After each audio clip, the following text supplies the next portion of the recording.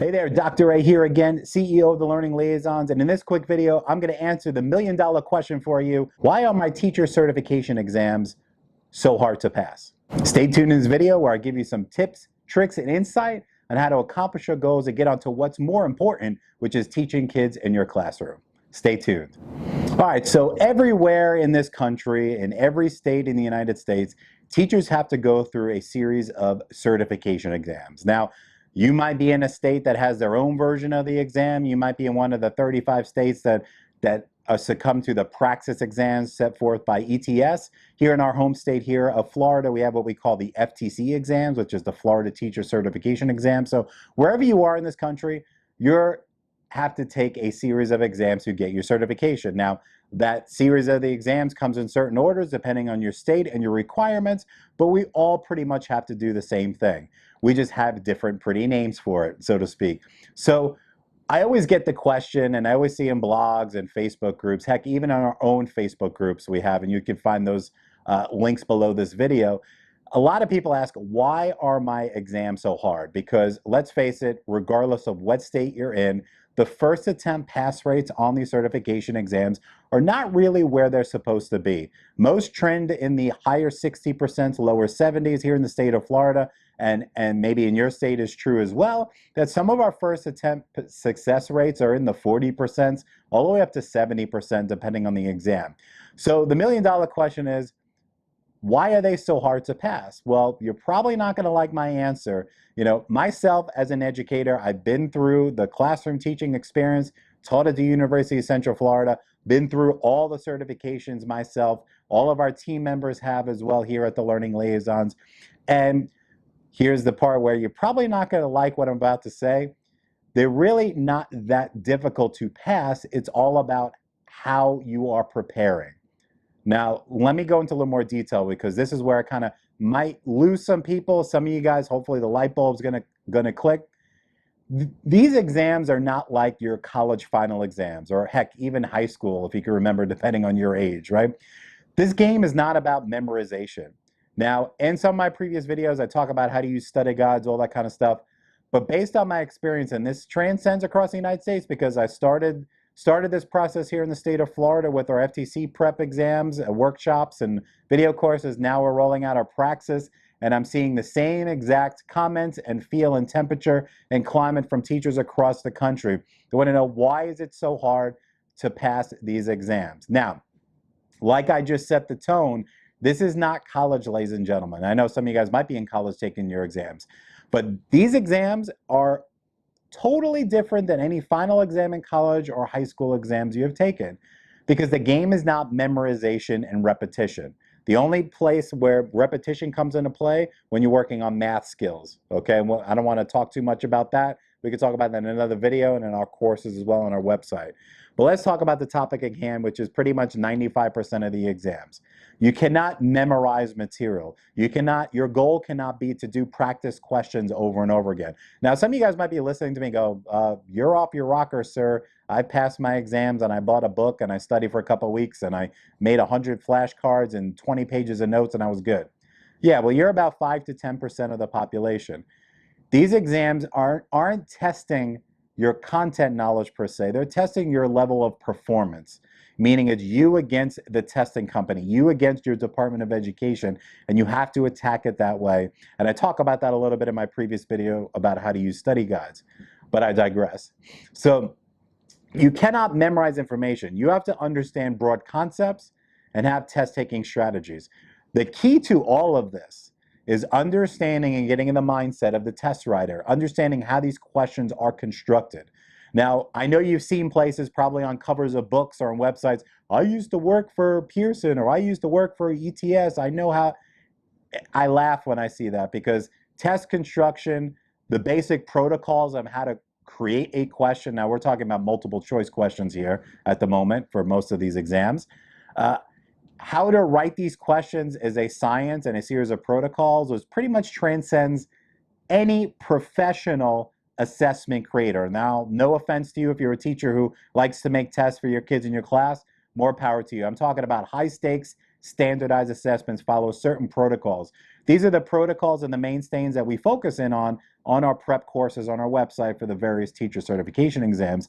And back to the initial question is, why is it so hard to pass?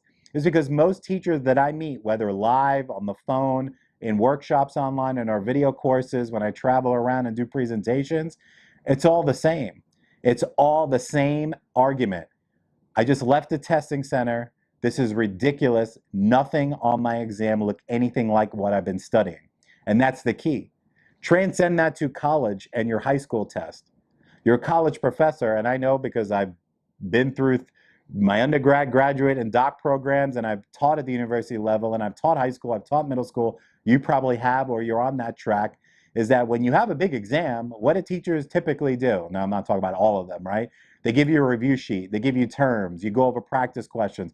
Whatever it is, depending on the environment, you get support. And when you go take that test, guess what? Everything that they give you is going to be on the exam for the most part. However, these guides, they don't know exactly what's on the exam. So the problem is that 99% of teachers and college students fall into the trap of, I'm going to go to Amazon, or my friend told me to buy this book, or they share it, or whatever it is, and you start on page 1 and you start taking notes, flashcards, repetition, over and over again. And I always hear the same complaint before we help people. This is ridiculous. Nothing in my books is on the test. They just want to steal my money. No. When it comes to certification exams, every teacher needs to have a certain level of expectations, a certain level and skill. So, for example, if we're talking about the Praxis Core exams, right? Praxis Core, very popular across the country, about 30 to 35 states. You might be in that bucket of having to take that exam. You've got your core writing, core reading, core math.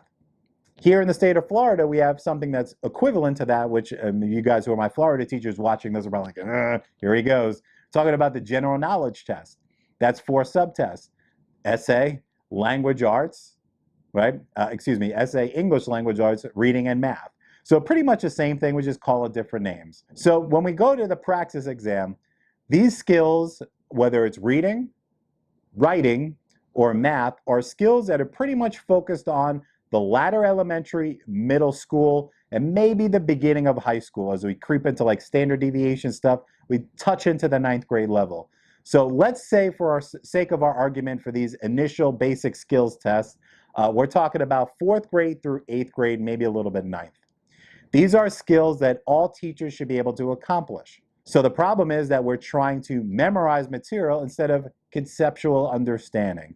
Meaning, if you understand a skill like comma splices or parallelism or making inferences or reading a passage or doing slope, whatever that is, if you understand the concept, it doesn't matter what question they give you on the real deal exam, you're going to click at those keywords, you're going to understand what they're asking you to do, and fire away, and you're going to nail it. The problem is that we go and we try to memorize everything. Everybody's searching for practice tests, and I know you're probably guilty of that. I want to go to Quizlet. I want to go here. I want to go there. Give me something for free. Well, guess what? That is what's really crippling people when they take this test. You've got to have a conceptual understanding and be able to apply that to different scenarios and different questions. Once you get that and you refocus your study habits, you're going to be golden on the exam. So here at the Learning Liaisons, we do just that. We help teachers and college students focus on the knowledge, skill, and attitude needed to pass their certification exams. Because granted, like I said, I've been through these. These exams can be high stress, high anxiety, and confusing it all as all get out. Because you just want to get on to what's more important, which is either finishing your college program for our College of Ed peeps out there, or keeping your job or getting a job as an alternative certification teacher if you're on that track, coming with a different degree. The most important thing is the end game, which is teaching our students. But this is a roadblock, obviously, but you can get over it. I have no doubt you can, and you can pass, because it's when you pass, not if you pass. But the problem is we've got to fix our study habits. Now, this is by no means saying that you're not smart, you're not intelligent. I'm sure you're extremely smart. However, the game is shifted on these exams. You have to be able to understand concepts and apply them. I don't care if it's your core exams, Praxis 2, Praxis 3, FTCEs, GACE in Florida, Texas exams, doesn't matter where you're at. They're all the same. They're just different names, different titles, but they pretty much cover all the same skills. So when we're talking about multiple choice questions, the most important thing is understanding broad concepts and having test-taking strategies. So if you're interested in learning the inside tips and tricks to minimize your studying and maximize your results and make sure that you pass the exam, remember, it's not about getting an A, it's about passing the exam. If you're worrying about passing it and you want to save some time and effort and money in the process and not have to retake your exam over and over again, bang your head against the wall and just say all those bad four-letter words that we were told not to say when you're younger, join me on our website at the Learning Liaisons. At a minimum, check the links below. We have free certification prep support groups on Facebook, one for Praxis, one for FTCE. And if you don't fall into any of those categories, shoot me an email or find my website, click the contact button, send me an email. I'm here to help you. I'm here to support you because I've dedicated 7 days a week, 365 days a year. Yeah, literally, I'm always doing something, even if it's a holiday, to make sure that teachers pass their exams because I myself had a lot of troubles with test anxiety, high stakes exams growing up, and I even had some learning disabilities as a little kid, and I pushed through and taught myself how to do things the right way to accomplish my goals and objectives set forth. And I created the Learning Liaisons to share that vision and to help you, the educator or future educator. So once again, my name is Dr. Ray. I'm the CEO and founder of Learning Liaisons. Hopefully you found some value out of this short video. If you have any questions, comments, or concerns, post those in the comments box. Definitely like, share, and comment because we're here to help you. So if there's anything that I can do or we can do to make your life a little bit easier, let us know in the comment box or find my information in the description below. And shoot me a text, shoot me an email, whatever makes you happy. And stay tuned after this video because I got a cool little promo video every Monday night. We do free streaming PD from 6 p.m. Eastern Standard Time to 7 p.m. Eastern Standard Time every single Monday with special guests. This is free value for you to help yourself become a better teacher or leader in the process. So check it out. It's called The Deets with Dr. A and got some information coming up right now. So hopefully we'll see you on the inside.